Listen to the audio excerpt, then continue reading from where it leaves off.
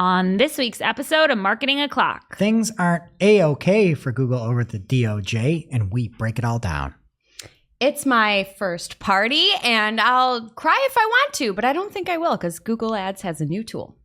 The beta is over. Google is supplying all advertisers with demand gen campaigns. All on today's show. Welcome, you are listening to Marketing O'Clock. Just stay tuned. Digital marketing news, but let's get specific. Digital ads, SEO and analytics, social media and more. Pretty much everything that'll make your website perform. With new shows every Friday. We give you the news with sass and puns and definitely hot takes. Thank you for tuning in. You know what time it is. It's officially Marketing O'Clock. Settle in, sit back, keep it locked. Hey there, I'm Christine Zernheld. AKA Shep. I'm Jess Budd. And I'm Greg Finn. And it is officially Marketing O'Clock. Here on Friday the 13th, October 13th, 2023. All right, and before we get into it this week, just wanted to say we are all thinking of everyone over in Israel right now. I know we've got a bunch of friends, sponsors, a lot of the Wix team, Wix.com is over there checking in, making sure people are okay. Obviously, we've seen some of the worst of humanity here with some of the things that have been shared, and just thoughts, prayers, everything heading out to everybody over there, and hope everybody's well, safe and sound, and that this comes to a pass or an end, peaceful end as soon as possible here. So thoughts are with y'all. Hope y'all are safe. And I guess on a little bit more positive news, this is our 300th episode, which is pretty crazy. We've been doing this show unbroken. Well, you too. Every week for 5.8 years. It's been that long. 5.8 years. I didn't do the math. We have not taken a week off in 5.8 years, which is pretty crazy. Some of us have, but the show has not. Greg really barely has, Greg. Yeah. Congratulations. I've taken like 2 vacations. But thank you all to our listeners. We couldn't do it without you. Like people say, how has the show become a success? Or how did you get some moderate following? And it's pretty simple. You just put in work, and overnight, 5.8 years later, you have some listeners. So big thank you to everybody who's listened to us throughout. Couldn't do it without you. What's happening with you, Shep? I just want to give a warning to all the PPCers out there. Make sure you're doing your stretches. Make sure you're in a safe work environment. I, last week, PMAX too close to the sun and critically injured my neck. What? Critically is quite an adjective. What does critically mean? It doesn't mean like dead. I think Pretty it's close. appropriate. It's a critical Pretty care. close, You're in the critical unit. Well, it seriously impacted my life. So I had like an hour to knock out a bunch of PMAX campaigns. I'm on my laptop because I'm working from home, and I'm just like not blinking for like probably 50 minutes. All of a sudden I take a breath and I realize that I like cannot move my neck. And it's been a week now, and it's still not that much better. So Wow. I need everyone to just be really careful. Just don't PMAX too hard. Make sure you're stretching. If it's too much to bear with, you can come to my house for a s'more. What? I told my son last week that I was going to make some killer s'mores, and his reply to me was, "Ooh, they're going to kill me." So if you can't bear your neck injury, I'll feed you. That is your son. To a T. And for me, I coach a bunch of teams, so I'm not going to out what team this is. I coach soccer, I coach baseball, all that stuff. But I am out there mixing it up with the kids. Like I'm running, I'm sprinting, I'm in there tagging them out, cutting them up on the field. Sounds pretty close to PMAX. Yeah, totally. But one player, and I'd already been there like warming up for like a half hour. And they go, "Why are you breathing so hard?" And I'm like, The kid said this? yeah, the kid said this. And I go, "Because I'm old." And so I'm like, this kid is on my S list, right? Like, and they look at me and go, "You're not old. You look like you're 20. Wow. Whoa. Which, to be fair, is very old for a child. And I said, But he said, "You're not old." You're starting. But it's just like, I went from like the bottom of the barrel low to breathing hard to being like, oh, I just shaved off 21 years. Amazing. But did he call you skinny? Because we I know didn't say it that was that he or would not she, be good. But they did not body shame me, thankfully, which is something I cannot say for my co-hosts here today. All right, and on to the news presented by Dash Hudson. In the ever-changing world of social media marketing, staying up to date is crucial. Dash Hudson, the sponsor of today's episode, is a trusted platform used by brands like United Airlines, Procter & Gamble, and Rare Beauty that offers sophisticated insights and workflow tools designed to help you outsmart social. Today, we have an exciting offer for you. Access their highly anticipated Social Media Trends Report, featured in Forbes and Business of Fashion. You can discover key trends such as the impact of creators on brand engagement and the 100% sales boost achievable with engaging TikTok content. To read the report and sign up for a free 14-day trial, head on over to dashhudson.com/podcast. That's dashhudson.com/podcast. All right, first up in the main news this week, Ginny Marvin posted on X from her @ad liaison handle the following. I didn't wear my glasses today. So, first-party data is increasingly important for marketers to optimize and measure campaign performance, but incorporating it can be cumbersome. Today, we're launching Google Ads Data Manager to help businesses manage and use their first-party data regardless of where it's stored. With Google Ads Data Manager, you'll be able to manage, analyze, and use consented first-party data from different sources in one place in a privacy-centric way. Goes on to talk about how it's a benefit for small businesses. And then she says to start, Google Ads Data Manager will roll out in Google Ads to make it easier to use enhanced conversions and customer match, and will expand over the coming months and years. So that's the thread there. Google also announced this on their ads and commerce blog. They shared a screenshot of what it looks like. Looks pretty easy to use. They noted that the data manager does not change the way their products currently work. It just I'm paraphrasing, just simplifies the way that you use them. There's minimal to no code knowledge required to use it. And they claim it's going to reduce your workload. But really, it just looks as simple as any other integration you might have set up in Google Ads. You just connect the product. There's a button for that. And it sounds like there's going to be a bunch of direct integrations available from various CRMs and CDPs, customer data platforms, if you don't know what that means. They noted Shopify, Salesforce, HubSpot, Pipedrive, and ActiveCampaign, just to name a few. They also said that the ability will be there to use Zapier to connect other data sources if they don't have a direct integration. So that's cool. And the post also said that Data Manager is rolling out and will become generally available in Google Ads in early 2024. So if you don't see it, that's why. And they noted that at that time, it'll simplify the enablement of enhanced conversions for leads as well as customer match for numerous partners. And next year, they're going to bring the solution to additional ads products. So I don't know how they're going to do that, if it's still going to be managed in Google Ads, but it sounds like this is just the first version of it, and we'll see some changes to come. But if it doesn't change the way anything works other than making it easier to set up, I think that's great. Great news. Thank you, Ginny, for sharing. And honestly, the article didn't have too much fluff in it, Shep. So I was looking for a quote for you, and I didn't really pull one. It was good. Mainly informational. Yeah, I'm so happy for you. I'm happy for you.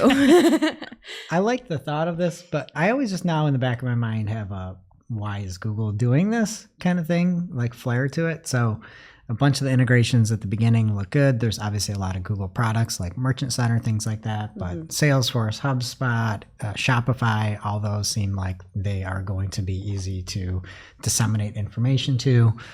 And then just because Google has this new data manager, is that the name of it? Yeah.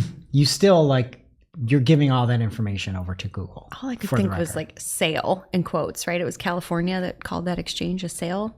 Right. That's all I could think about.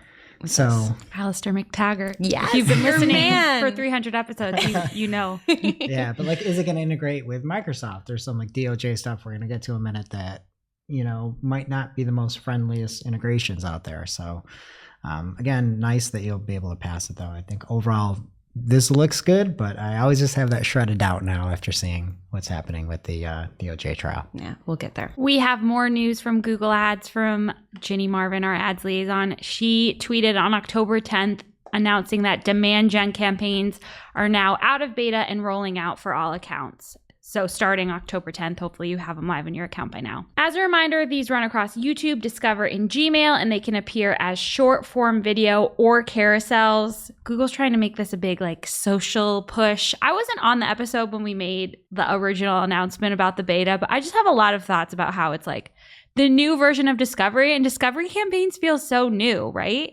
Yeah, we barely played with it, and now it's gone. It's just all over the place. And then I'm also confused. Like, I just feel like they're trying to make PMAX like everything for everyone, but then they're still working on this new ad type. And Mike Ryan agrees with me. He tweeted, "I'd love to see Google spell out in a little more detail the differences in overlaps in scope with PMAX and the expectations advertisers can have of each ongoing campaign type to the other. Like, how do these specifically complement each other?" I'm still very confused about that. And Greg, you've used Demand Gen a little bit here and there, right? Yeah, it's just not working great. Because Demand Gen is supposed to be the discovery replacement. And then PMAX at some point will likely be a DSA replacement, but you can upgrade your DSAs to PMAX right now, but they're not DSAs. It's a strange hybrid. And then the ad formats on Demand Gen are just, I thought that they were going to be more dynamic, I guess. You can have like a carousel image ad, which is really cool. You can have an image ad and then a video ad. So it's like, that to me is one of the biggest differences with Demand Gen, is that the ad units are more, I guess, ad-y than just put in some assets and kind of PMAX does the rest. Yeah. And then the other thing that's weird with Demand Gen is it's the only Google campaign where you can set location targeting at the ad group level, which sort of breaks your brain to think about. You know what I mean? Yeah, Yeah. why? Which is just goofy. That's It is a lot. strange. Some updates that have been added to Demand Gen since originally launching the beta that you might not be aware of. They say they added placements within YouTube Shorts, so those video assets you were talking about, max clicks bidding if you want to go crazy with that. They also have conversion and conversion value bidding, lookalike segments for prospecting, ad previews. Wow, thanks. And A/B testing.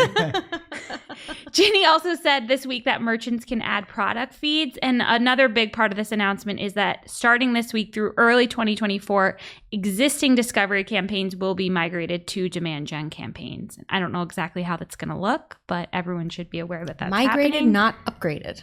Interesting. They said migrated. That was a copy paste. They usually say upgraded. And one other goofy thing with Demand Gen, just if you're in the e-commerce space, you cannot, unless you have a certain number of conversions, and I thought it was like a wildly high number that have to come from this Demand Gen campaign.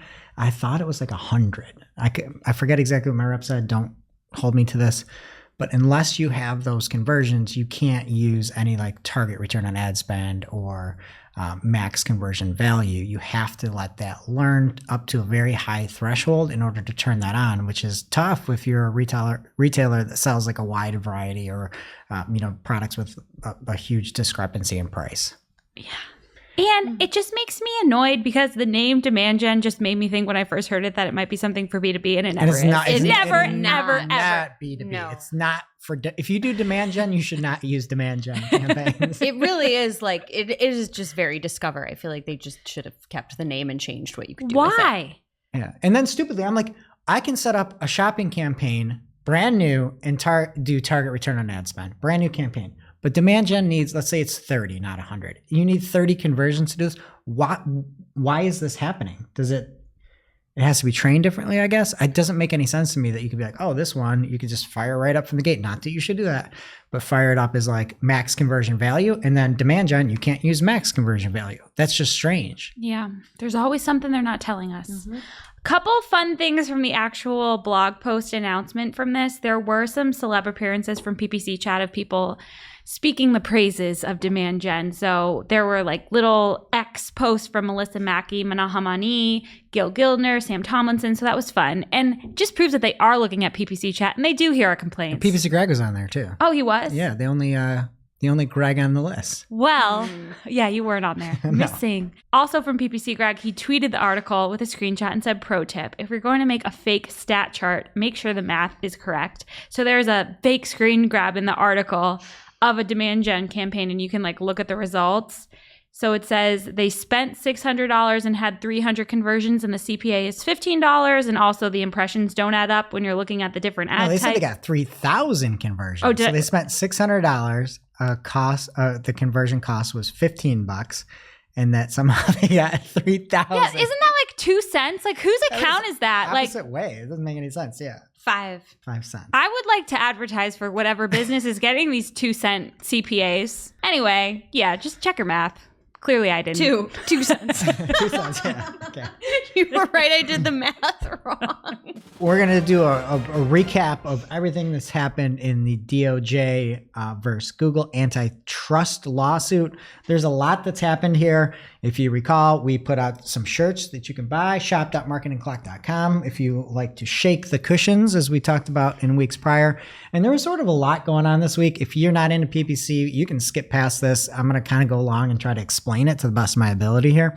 But there was an article on Yahoo Finance talking back about Jerry Dishler and saying that they would look to shake the cushions with releases and launches and adjust those thresholds to 5% up, to 10% up, to 15% up. And that's where that shaking the cushions kind of started.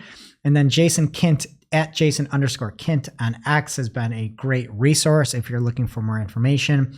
And over the last week, he had a few tweet X's saying, again, we learned during testimony about Google's auction pricing mechanisms, which according to evidence are specifically designed to extract value from advertisers. Not controversial, but a baseline reminder that Google plays an active role, has market power, and is conflicted. Those in the industry are very familiar with Google term ad rank, but it has a different name, LTV, inside Google, as in long-term value. And it seeks to predict whether or not the benefits of shopping a particular ad exceeds the cost, according to exhibits.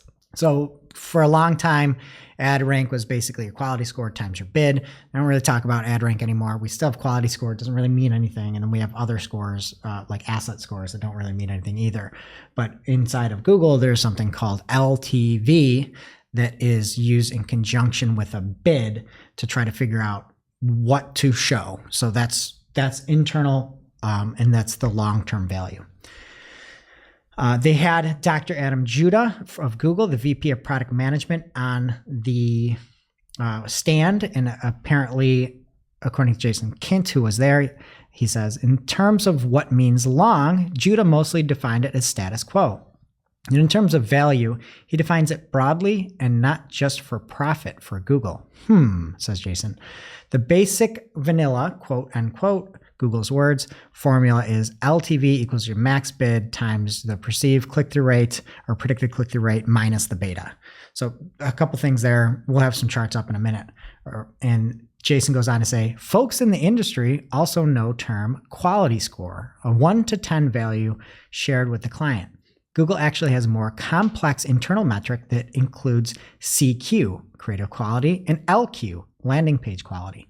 Importantly, these are not shared with clients and impact pricing. It's just so nice to hear this said that nobody knows what these things mean and they try to act like we're supposed to know what they mean. Those would be helpful things to know. Yes. Also, by the way, I would love to know if it's my ad or my landing page that I could improve, if not both. Just tell me.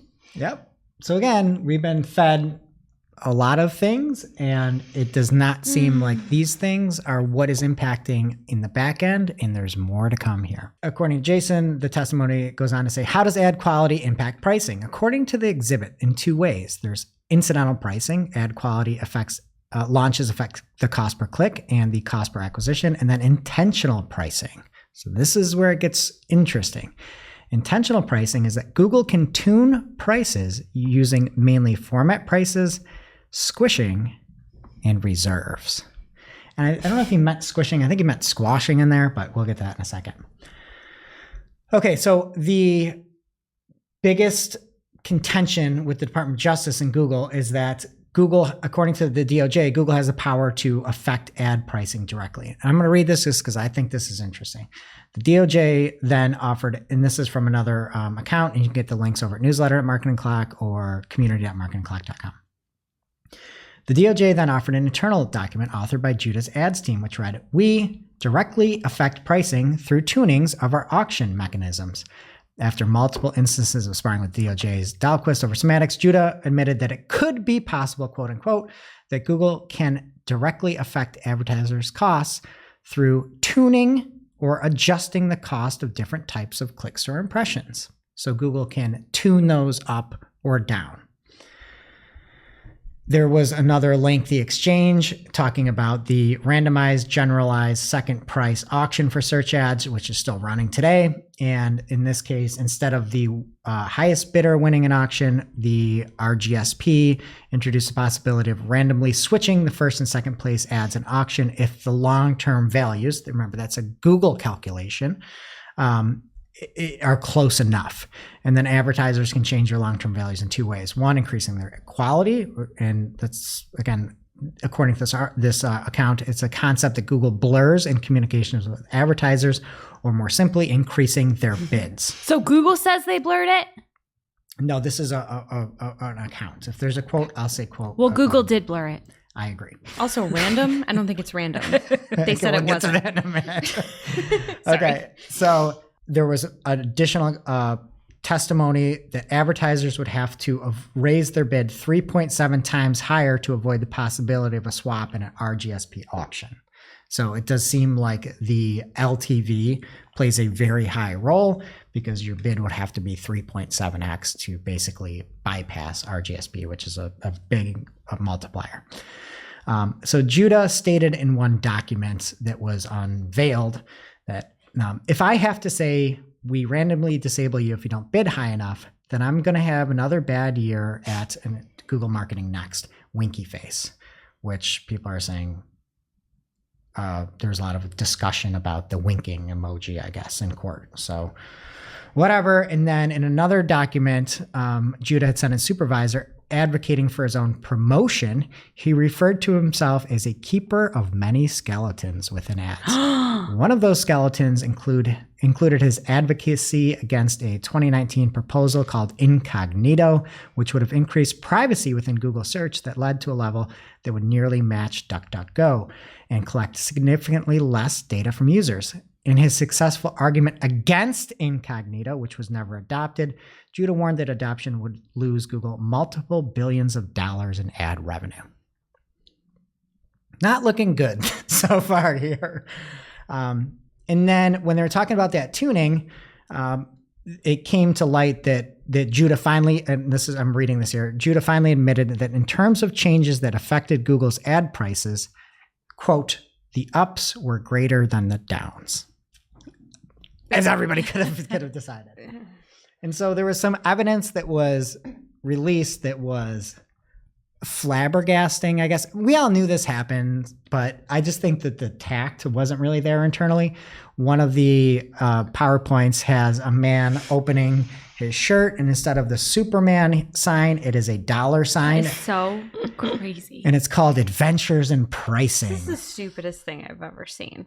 And there's an auction recap, and they said, we run a generalized second price auction. They talk about the LTV, how they pick the top to show in that position. We move, we repeat until we run out of candidates, all that basic stuff.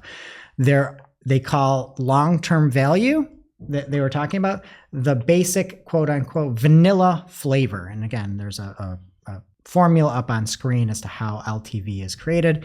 And at first glance, you're like, this makes some sense, right? You're saying this is going to be a better ad for a user. If you're going to use this metric and multiply it times the bid, I'm okay with that. Like if there's a formula saying your LTV is this, let's say it's your quality score, ad rank, whatever, that makes sense to me. That's like a scientific fact that you can say, this is the case.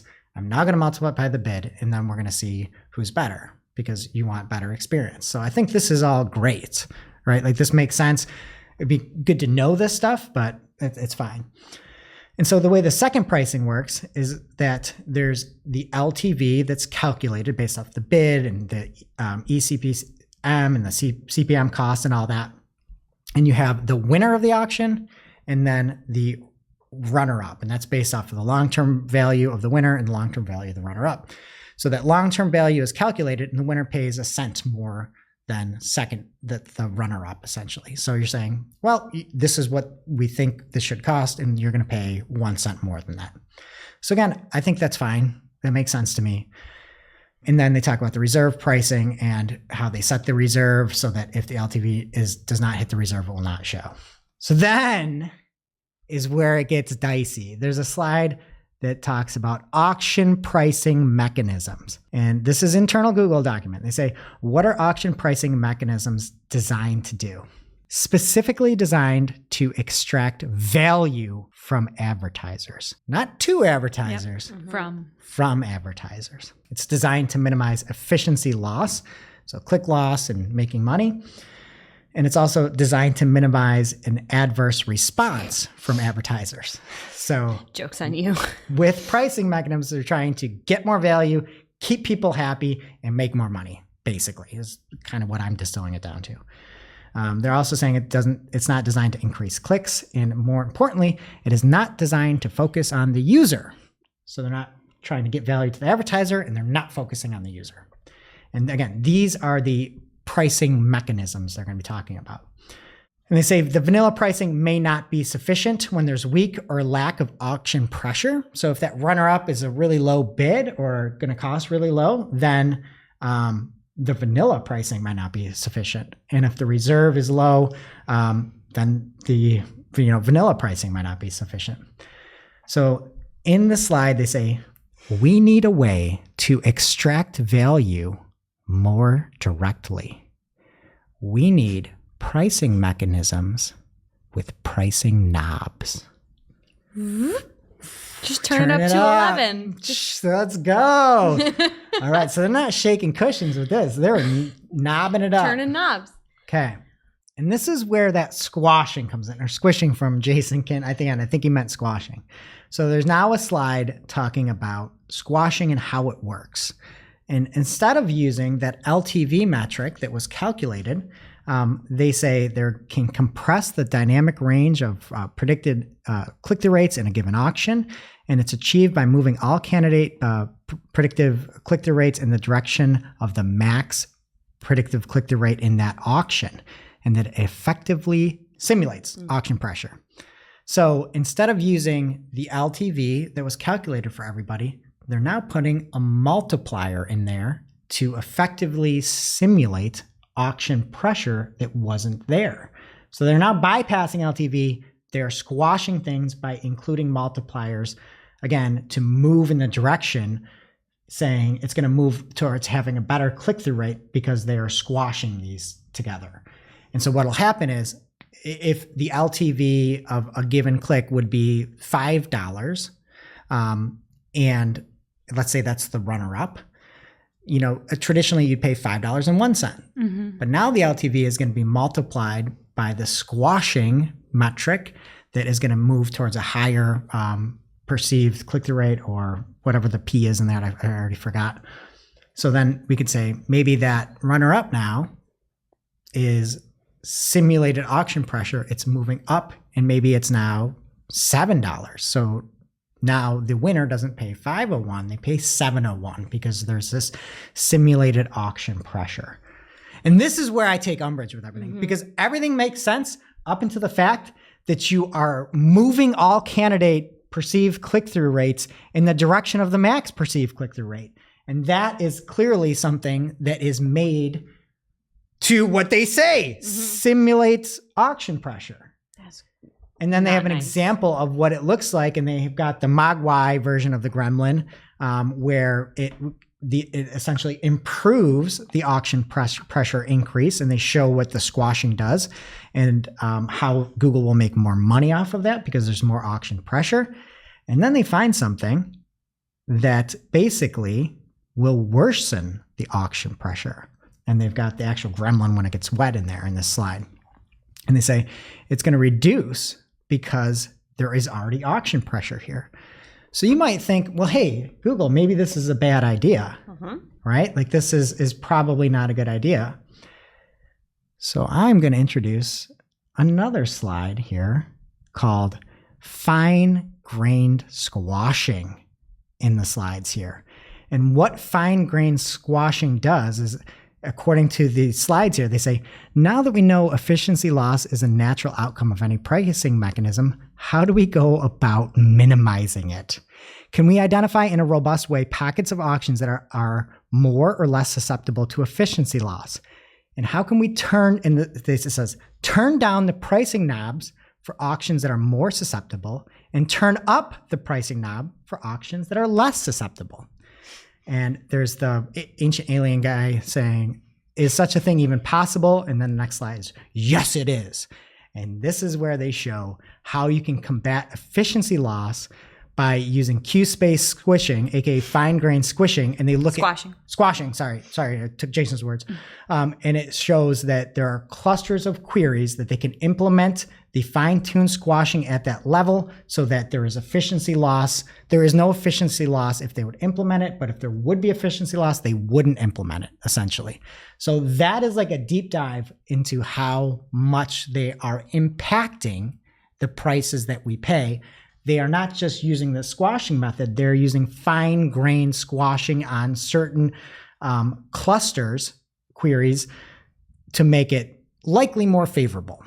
It doesn't say that in the slide, but I'm saying this person is full of memes and they think they're cool and they think they solved it here. So that's what we're up against. It's like, there's not just making the LTV, they're now squashing it, and then they're fine grain squashing the LTV.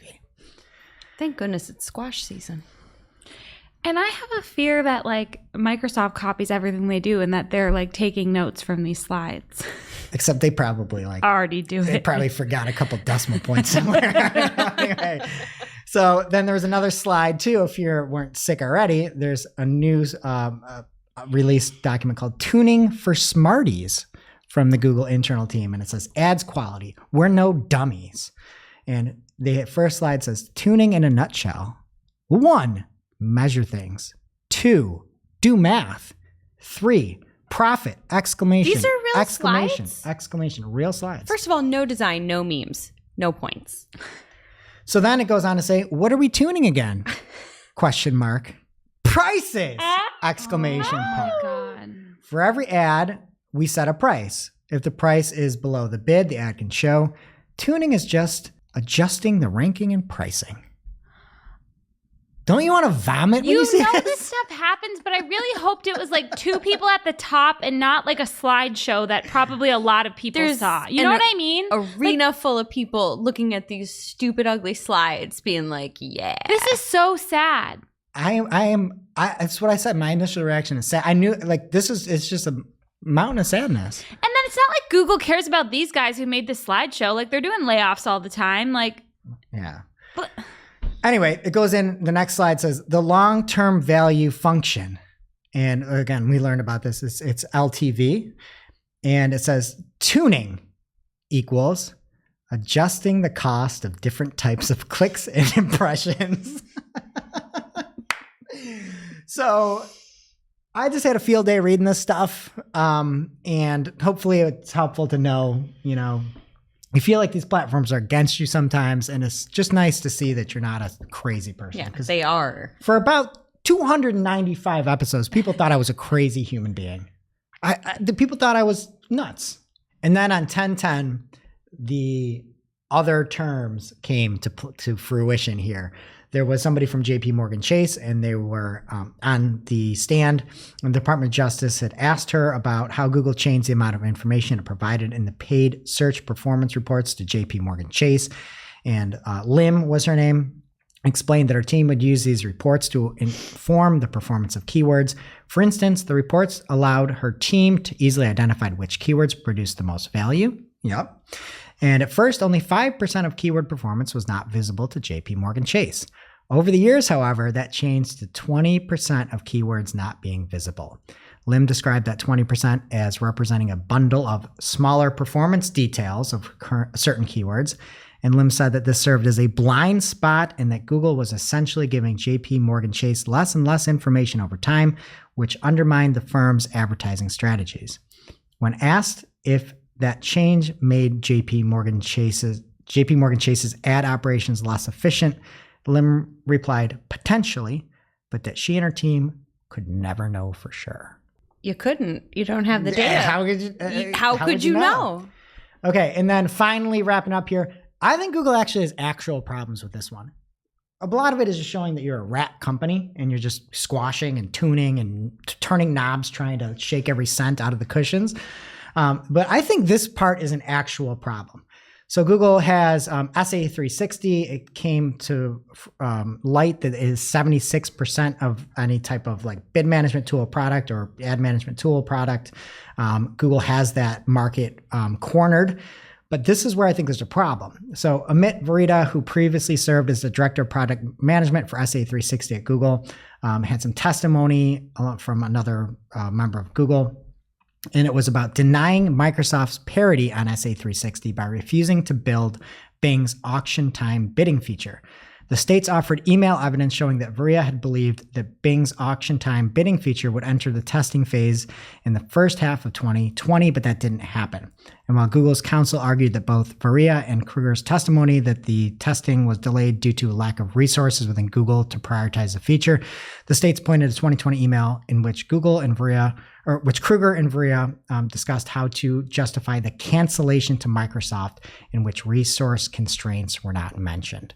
So if you've got a tool and you are trying to say that we are, we're like neutral, but then one of the advertisers is looking to have something built out and you are saying we are not building it out, we're trying to justify not making this, that to me is monopoly, right? Like that's antitrust. You're saying, I've got this tool that everybody can use, 76% of people use it, we're going to deliver this to Microsoft, and we don't. Like to me, that is damning evidence of some shenanigans, right? Like again, I'm not a legal person here, but that seems like one is highly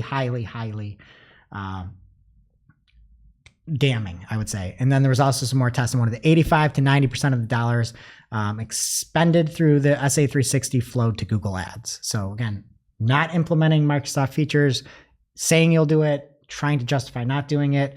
When you have the most popular tool, I think something will come down from that. Now it's time for this week's Take of the Week. This is a #fire digital marketing take with extra spice served up for you. We simply deliver the take for your consumption. We give no opinions. We don't influence. You make the call. This week's Take of the Week comes from Mark Williams Cook at Mark Candor on X. Mark says, PPC management in 2023 is more about protecting clients from Google than outmaneuvering competitors. I mean, It's so sad. And Samara Hart at PixSim on X had another good comment, and she's a great follow to PIXSYM on X. She says, okay, maybe not always, but it's been my perspective that for over 13 plus years of managing Google Ads, the ratio of protecting clients to outmaneuvering met critical mass a few years back when they really started stripping us of data, making AI-generated recommendations, etc. So great take, Mark. Now it's time for this week's ICYMI. ICYMI people, This is something you just might not have seen. Maybe something that you overlooked, but you shouldn't have.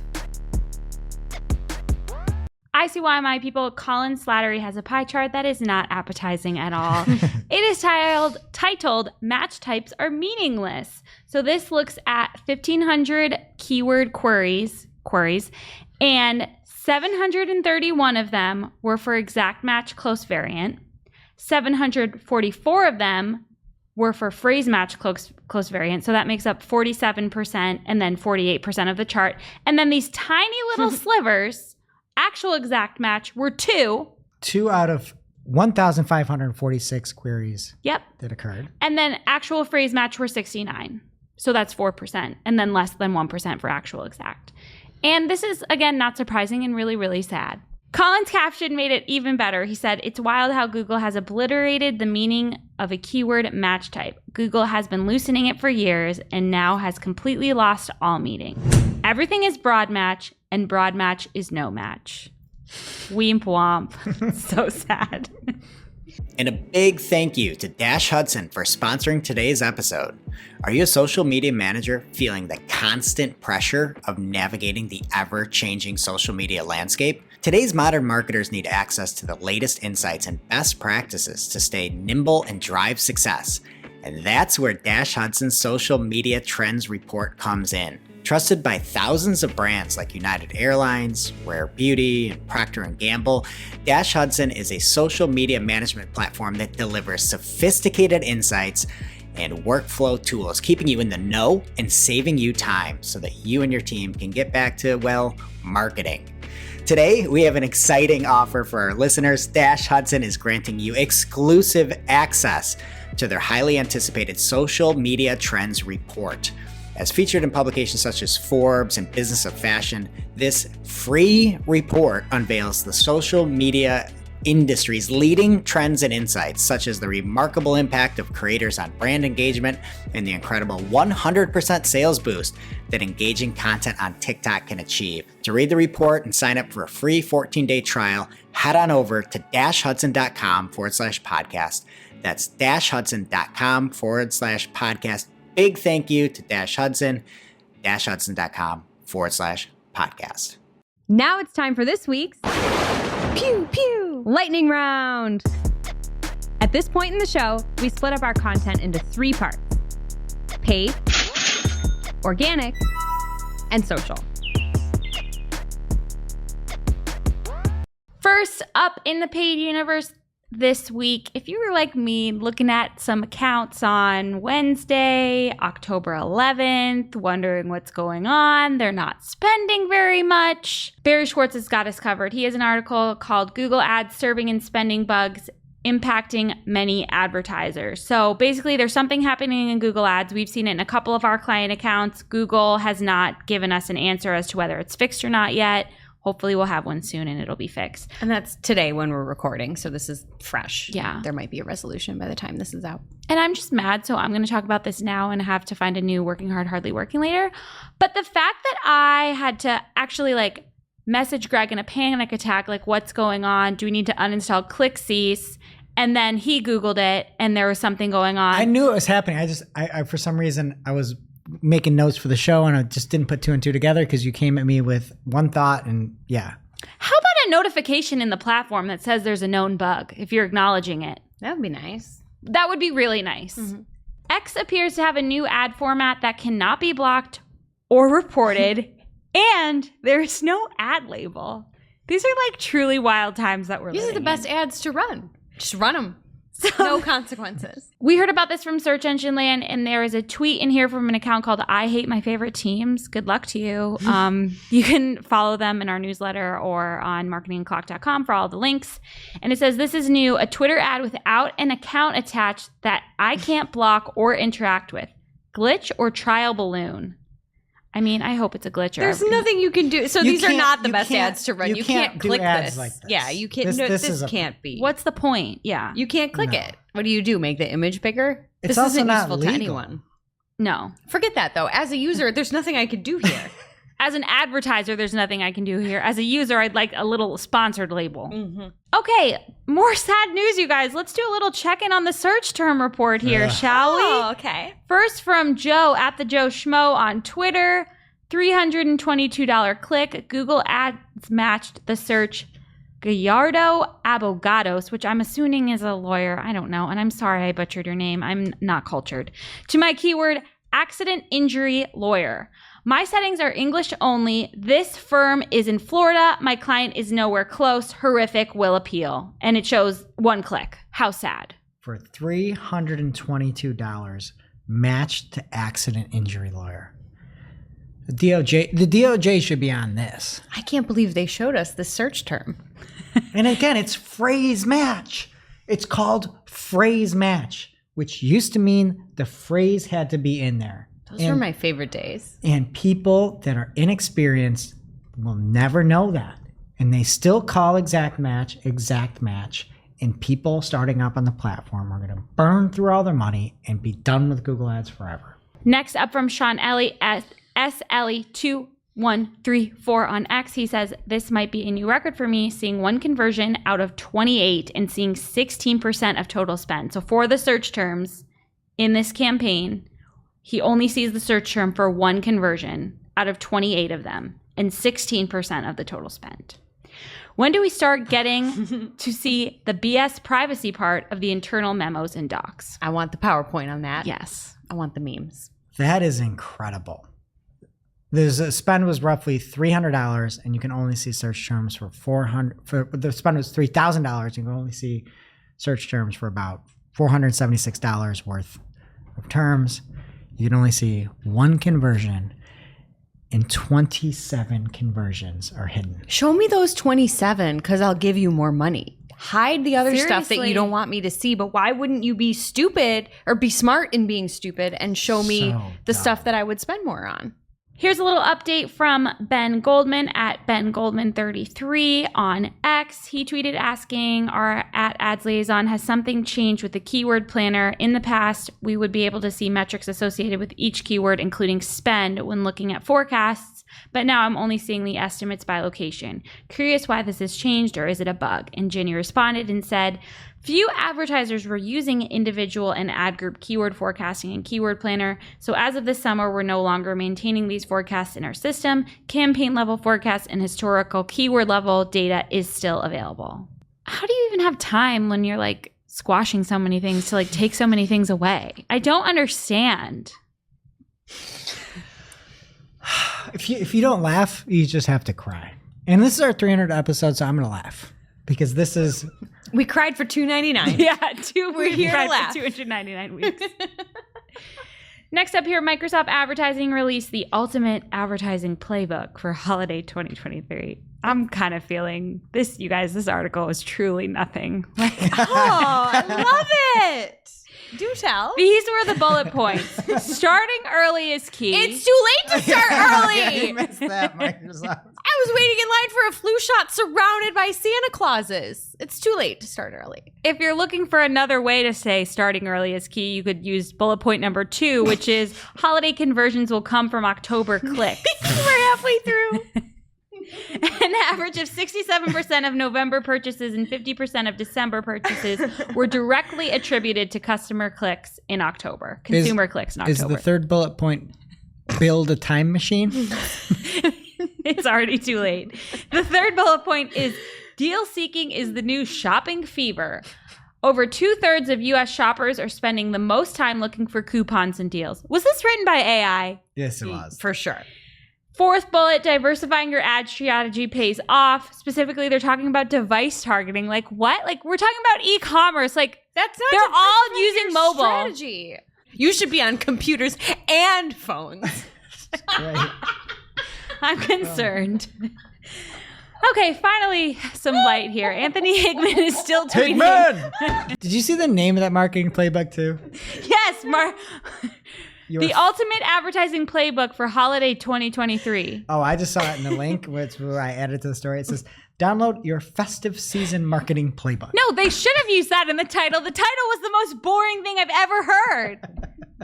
For Holiday 2023. I have a wild idea. Could we run ads on tablets? Diversify. Love it. All right. What does Hickman have to say? Big changes to Google local service ads. Finally, something for like the small biz. Wow. Okay. You can now send message leads to a specific phone number with text message. So when you're in your settings, instead of just selecting email, you could select a phone number, text message, and send it to any phone number. That's awesome. This solves a big problem for clients who don't frequently log into a Gmail account. Good stuff. Thanks, Anthony. Diversifying. I'm going to hold Anthony personally responsible for that change. Thank you, Anthony. Okay, this is funny. People are using community notes, which were formerly called Birdwatch, I guess, on X to kind of roast advertisers on Twitter. Can't roast that one that we don't know. I know. If you're not familiar with this, because this is not the social lightning round, community notes, quote, aim to create a better informed world by empowering people on X to collaboratively add context to potentially misleading posts. Thank you, Shep. That's important for later. I was copy and paste. So in the example in this article, it's Uber, and the ad says, when you drive with Uber, you're the boss. Hashtag Uber, hashtag earn like a boss. And then the readers added context under the tweet, the sponsored tweet. Uber advertisers, quote, earn like a boss. However, in reality, Uber driver compensation averages $11.77 per hour. That's more than some of us small business owners make. I know. So, yeah. So this article is only mentioning bigwigs being roasted on Twitter, like Apple, Samsung. But I guess just be careful about out there if you're running ads on X. There might not be a sponsor label. You might not be able to click it, and people could reply with. I legit think this is hysterical that you're going to be like, I'm going to give you my money just so I can get roasted. It's also, if he lets this go, like, more people should use X. You can get fun. real things on ads. Look at the joy. Yeah. Right? Like, you get real feedback on ads, but why would anybody want to advertise on X with this? Again, I don't think he cares about ads. The good marketers. If you're advertising a legit product. Okay, and over in the organic section this week, we have another broad core update. The drum roll, please. October 2023 broad core update. Love the name of this update. So inspired. Fantastic. It's the third core update of 2023. It's expected to take about 2 weeks to complete.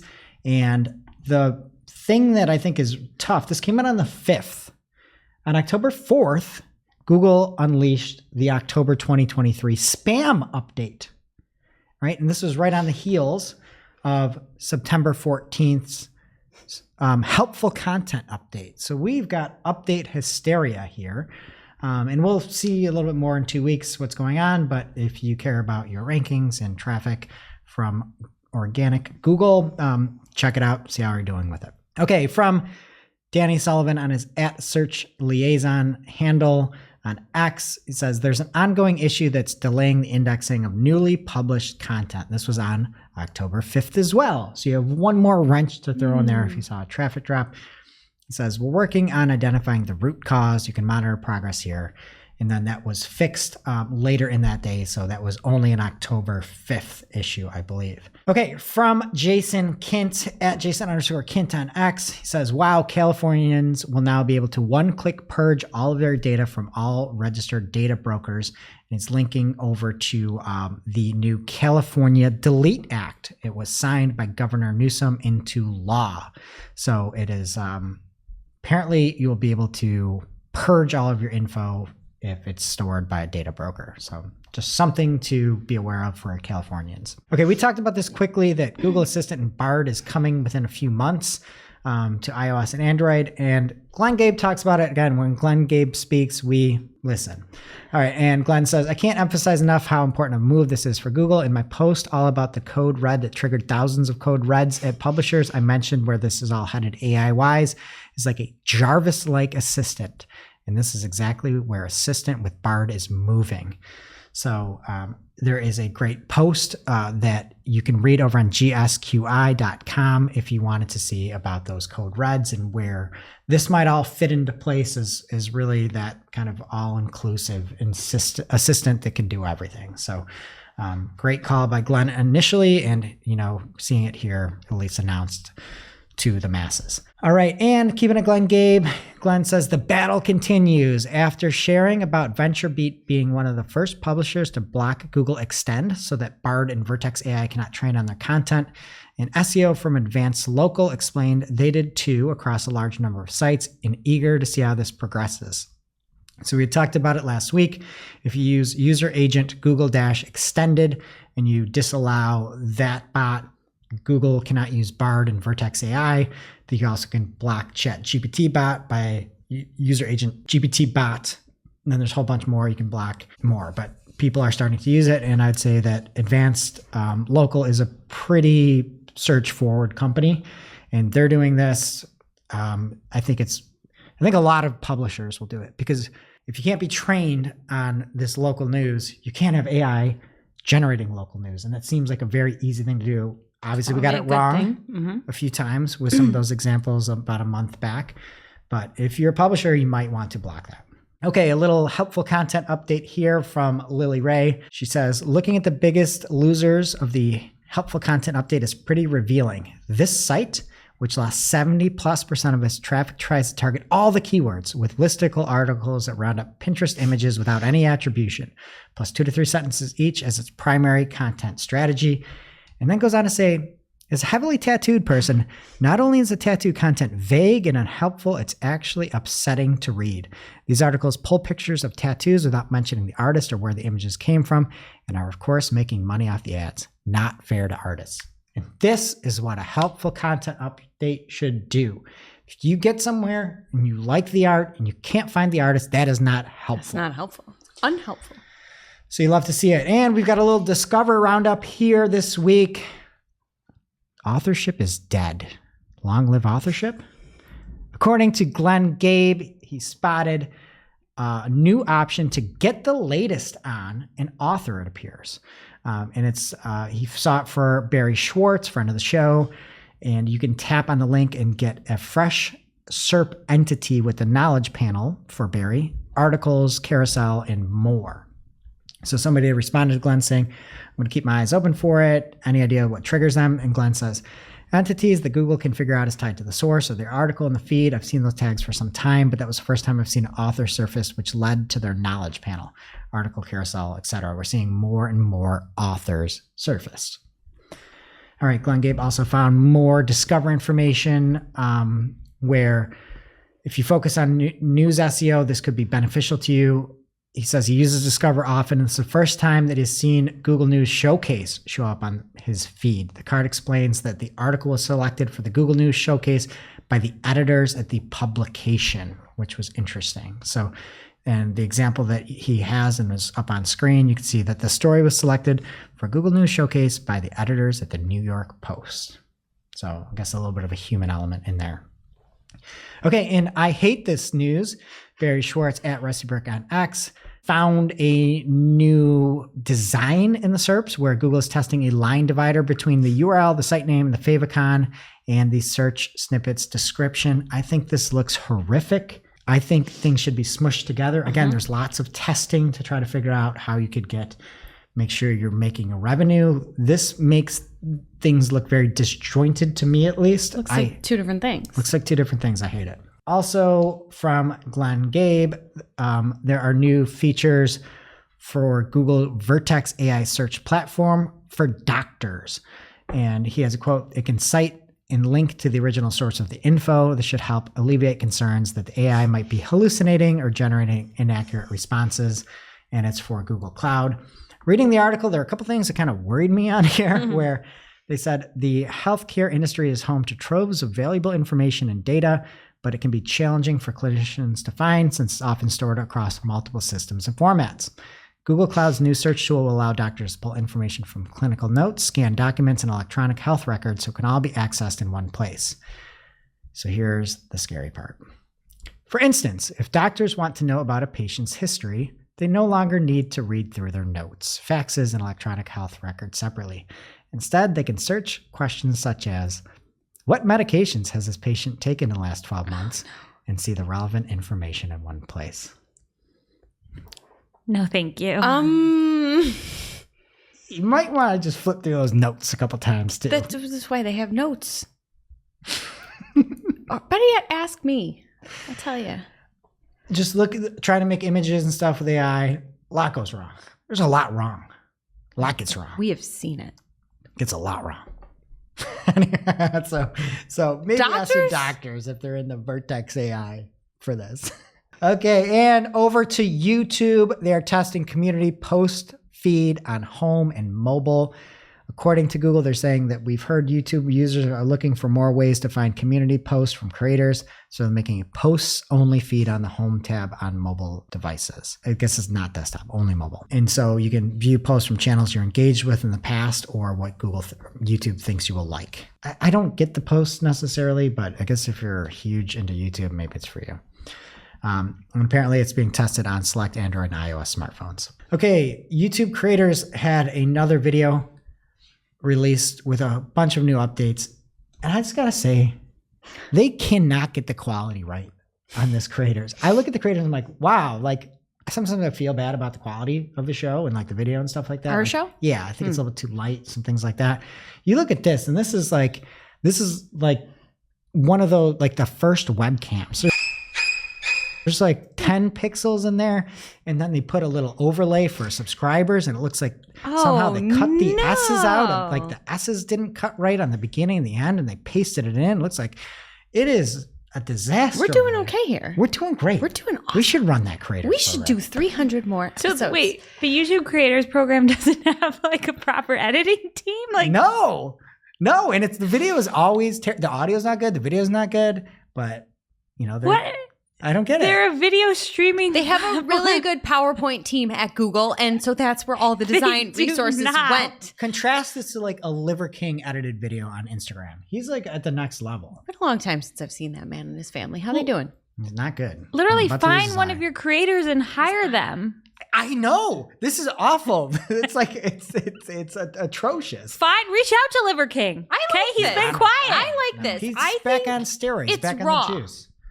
No, it's bad. I hate it. Anyway, there are 24 more countries, and the YouTube Partner Program is expanding. You can now get into the Partner Program with 500 subscribers, 3 valid public uploads in 90 days, and either 3,000 valid public watch hours or 3 million valid public shorts views. So more people can make money off things like Super Thanks, Super Chat, Super Sticker, and channel memberships. There are also going to be some more advertiser-friendly guidelines. So they're going to allow ads on more controversial videos. So things like domestic abuse, as long as it's not too graphic, he says. You can have ads, abortion, things like that. You'll be able to monetize. And then they announced generative AI, and they called it AI Bloom. So if you do shorts and you are on the mobile app, you can turn your face into a bouquet of flowers. Thank you. That's all really that you can do, but there's helpful. more AI and filters coming soon. But for now, you can use AI Bloom and turn yourself into some flowers. Why did they start there? I don't know. It's so stupid looking. They should start with eliminating the background from these S's. That's what I was just going to say.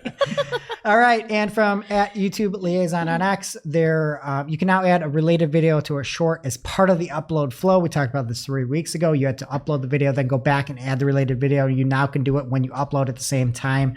So that is helpful. And Google is now monetizing Looker Studio Pro for $9 a month, according to Thomas Essel at Thomas Essel on Twitter. And I'm going to be on a panel with him at SMX coming in November. It's free. Go register today. And their premium perks don't look like much, right? You can manage and protect Looker Studio with Google Cloud. You can share and collaborate with team workspaces, analyze faster with quick filters and personal report links. There's support, and then I don't know, A mobile app? A mobile, yeah, I don't know. I'm not It's looking at not great. reports on my mobile app. I would just like it to be faster. That's what I want. Anyway, there's one more update on Looker, according to at Wissy and _analytics on X. Dimension control is a new control type, so you can now change the main dimension of a set of charts, sharing the same scope along with a set of predefined fields from the same data source. And there's a graphic up there. But that's it in organic. What's happening in social, bud?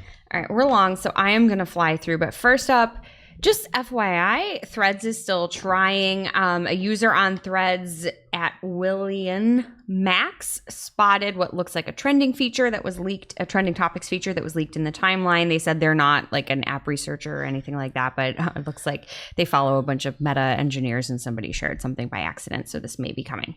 Just in time. It's too late. I mean, no one cares, right? That's why we started with it, because I know you're not listening. Get and you're ready gonna for listen October less. clicks.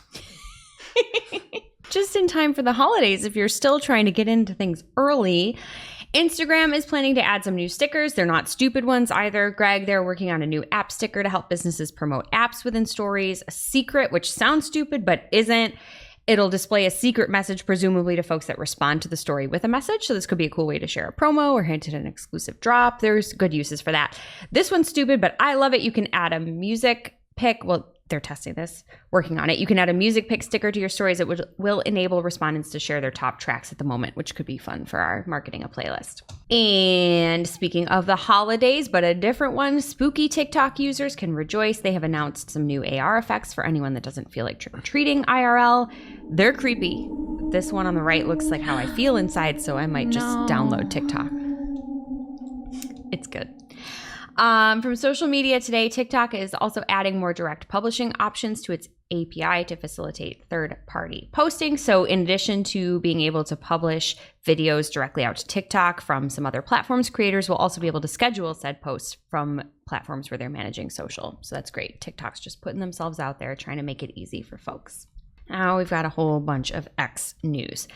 So from X News Daily, X will remove the interaction counts, which are likes and reposts, from the main timeline, leaving only view counts. You'll be able to see those numbers if you tap into the post. And the intent, according to a tweet from Elon Musk, is to improve readability and kind of get the junk out of there. I hate that. Couldn't hate it more. Really?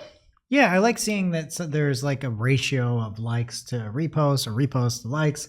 I think that's helpful metrics. And a lot of people like something, they're like, okay, this might be worth it. Might be worth actually reading and engaging with. Especially like with more longer threads and things like that. It's a quick way to vet without having to click through and tap through and all that. That actually makes sense given your opinion on YouTube and removing the dislike button and all that. I want to know what's good. I want to know what's bad. I don't want to learn how to fix a refrigerator if it's the wrong way.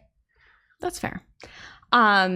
X Daily I mentioned YouTube because they said it kind of is how you have to click into a YouTube video to see certain engagement metrics. So that makes sense.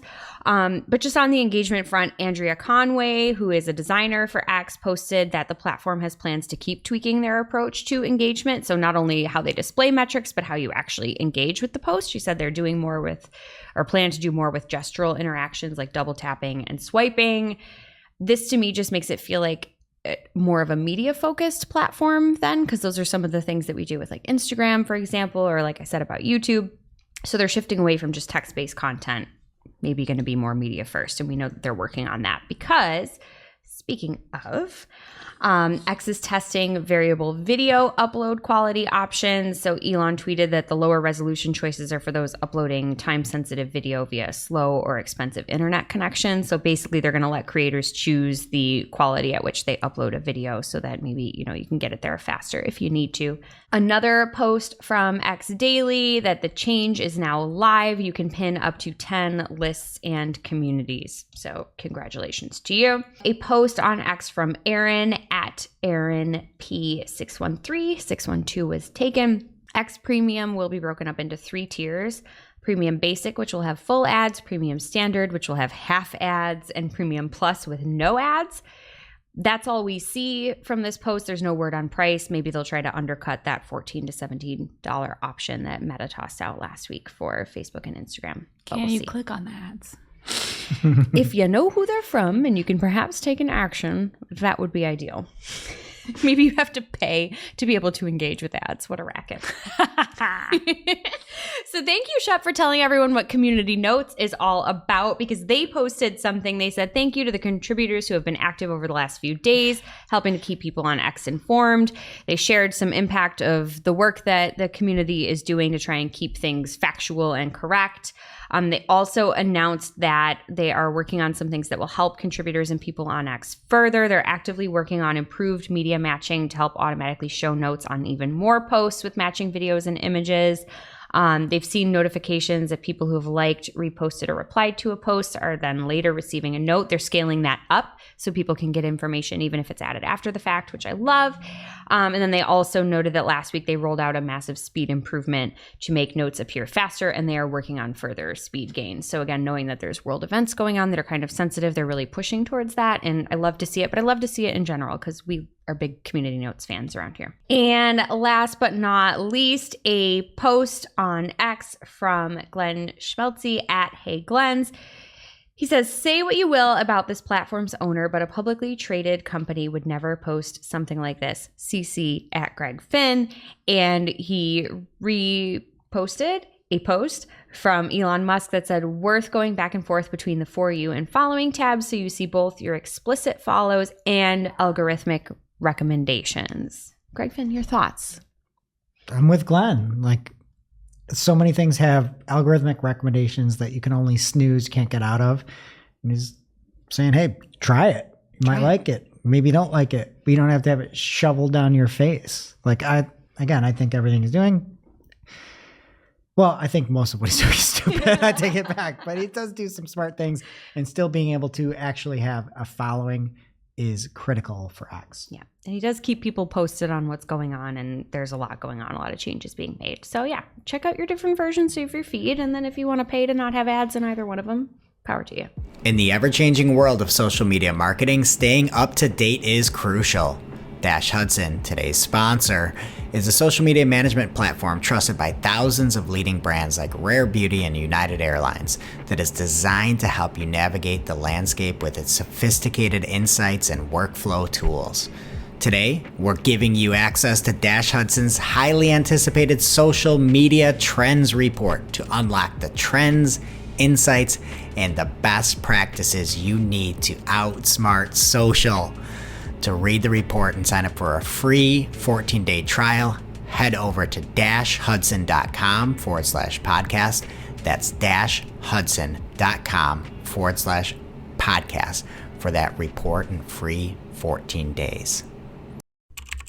And that brings us to our real life segment, straight out of our accounts and into your ear holes. It's time for Working Hard or Hardly Working, where we talk about what's going on in our IRL work, good, bad, or otherwise.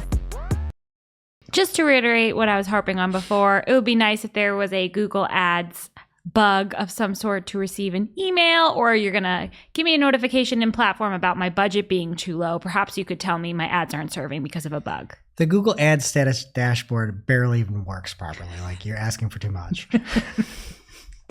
What about you? For us, we had Christine and I just call you Christine. I went in client mode. Client Whoa! I have to talk to clients. I'm like, Christine, and then I'm halfway through. I'm like, I'm going to call her Shep. Just so you know. I never call you Christine in front of anyone. I don't even know do that in that's front of your clients. name. I'm not bad. Yeah, it's like confusing because I don't want to introduce myself to a new client and be like, hey, it's me, Shep. My maiden name was Shepherd. It's just a lot. Yeah. That's how I introduce you. But It's different. I was in client mode, and that's what I was saying. But we had a client where there was kind of these fake search engines that were running branded ads. We tried doing a bunch of trademark reviews. Google Ads stinks at trademarks now. It's a huge nightmare. And I had thought that initially that they were just kind of the, what is the name of the other search partners? I thought they were search partners we couldn't get out of or something. And it turns out it's AdSense. So I think it's Performance Max is running text ads, and people are implementing it via AdSense on these spammy sites. So I would just say it's something that you should take a look at, right? And if you are looking at your branded terms and there are all these funky wannabe search engines buying your branded term, taking it over, and then running AdSense to make money off of it, just find those sites, put them in the placement exclusion list, and I've shut everything down so far. Really? Shut everything right down. So that's just a little tip there, but I think it's probably going to keep growing because obviously a lot of these ad types you have no control over. What about you, Jess? Working hard for me this week is just open discourse with clients. One of the things we pride ourselves on here is transparency and having good conversations with our clients. But we had a win this week. We have a client whose retainer touches multiple departments, and their data piece of their retainer had just been something where somebody that was there previously said, I want these metrics reported on every month. Let's talk about it.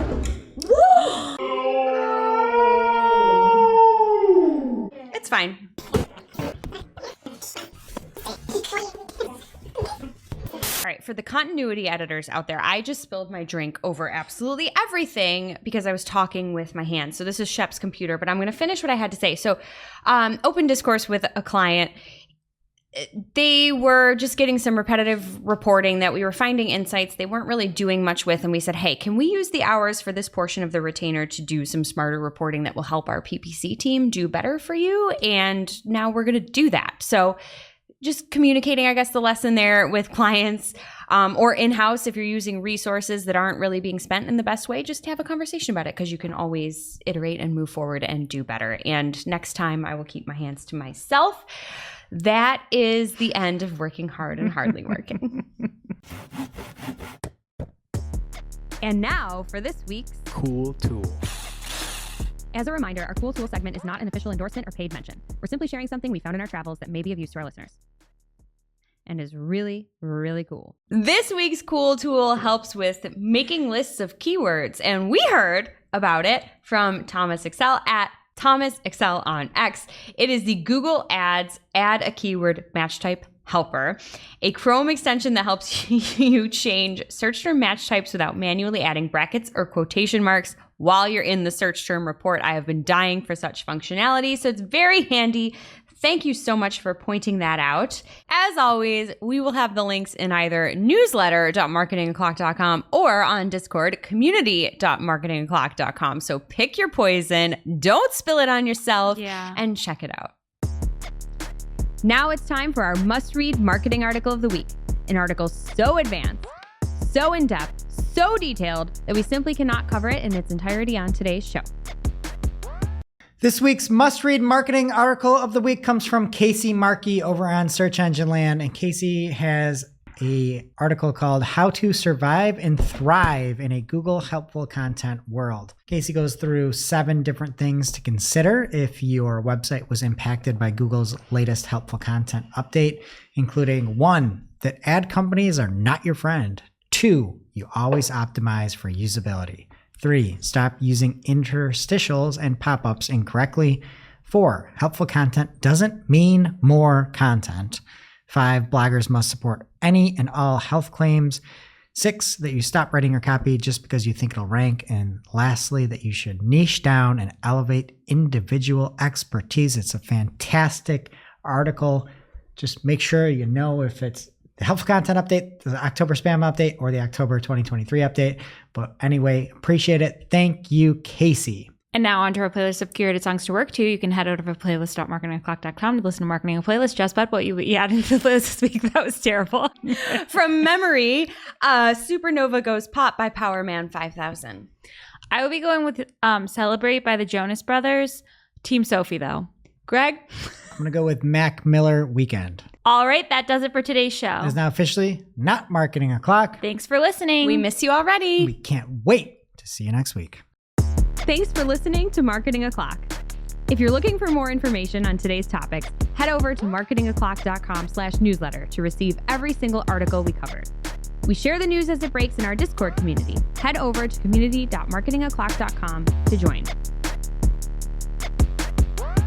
Welcome to this week's Shootin' the Heck. We're after our famous Friday news show. We don't talk about marketing anymore. We just shoot the heck. I don't know what we're doing here. This week we're playing everybody's favorite game. This game is where I have some ideas and y'all try to poke holes in these ideas. So it's called Poke Holes in this. Never heard These of it. ideas are not fully fleshed out, but they're usually pretty good. Okay. So I was watching a dog show with my kids. It was super fun. We were looking at all the dogs. Yeah, you know, like Live, the the competition? The competitions, right? Not like Paw Patrol. Great Scooby-Doo. Not like show. Paw Patrol. My The kids, kids are are 9. too old for that. It's my second option was Scooby-Doo. Scooby-Doo. No. My problem is I just don't have the chops to take like a Newfoundland versus one of those like mop dogs. And I don't understand how those dogs compete with like a skinless Chihuahua or something. You know what I mean? And like, I want to see dog shows for every breed, but like the breed-based dog shows on there. So I could look at all the fluffy golden retrievers and be like, ooh, that's the most boopable. I hope that one wins.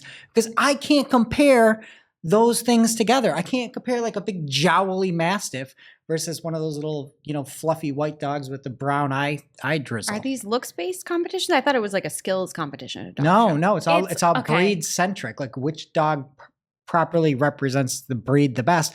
But there's so many different breeds. I don't know. I can't compare them. I care less about animals than anyone here. And even I know that if you really care about animals, you don't like those dog shows. That's true. What are you talking about? They should be for the rescues, the dogs that nobody wants, the down and trodden. That is the dog show I want to see. That's a good idea too. I think you have. I have no holes to poke in your idea, but I can't judge these different breeds against their breed standards. It doesn't make any sense to me. They're all so different. I want to see the full breed for all the breeds, and you can choose. I have those. more thoughts. Do you have any? I mean, I align with you, and I was just going to have that be the whole to Poke and Greg's idea. Is that your idea is better? I'm also pretty sure, isn't there like one of each dog type in the dog show? So I feel like there's like a golden retriever competition like the week before to pick the one golden retriever that's going to be on after against too. A Dalmatian, those are not the same. That's apples to oranges, as we would say. So you just want the winner of the Dalmatian competition to not have to go against like the pit bull. I want the whole Dalmatian competition. I've never seen one in my life. I think they must exist because that dog show always has all the different breeds.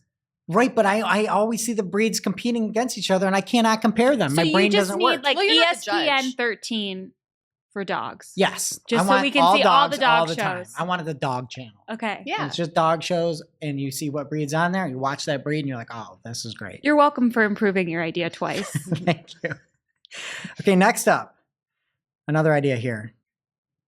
They're just judged on looks, right? They're just looking on the standards. Are we still on the They're dogs? just looking at the standards of this. So what I want is a more well-rounded talent show. They're like, here's the working class dogs. And like, here's the winner of the working class. No, I want to see you work. Right? No. You're supposed to go into like little beaver holes or something. Send those dogs down beaver hole. See how many beavers you bring back. Have you not seen these dog shows? They have like they have to like jump over the little thing and like do a wiggle. They're always doing skills. No, they're like, here's the working class. Here's the friendly class. Here's the giant class. No, they all have different like purposes. Like, I want the St. Bernard saving people. I have wanna a better see- one. I want you to strap weights on a dummy and see who can pull the most, who can save the most. Herding dogs, corralling Yeah, that should be the best animals. breed. Yeah. Maybe that again, to Shep's best point, is all inbreed. happening in the background because you can't just bring a bunch of sheep No, to an arena. I know that they are so manicured. No, I want to see, if you're in the working class, show me your dog working. I think they should have a bunch of like mean people sitting eating spaghetti or something, and like whichever dog breaks their little heart and makes them share is the cutest. So do you like my idea of having actual? No. You know what? I want it to be like a talent show, not just a look show. I feel So like now that would you're- be more fun to watch. You're Yeah. killing beavers? I mean, They're fake beavers. Well, you can eat them or something. Oh. okay. Beaver pelts? Is that a thing? I don't know. It Just was in, saying like, words. the What's your next 1700s. idea? Okay, let's switch it up here a little bit.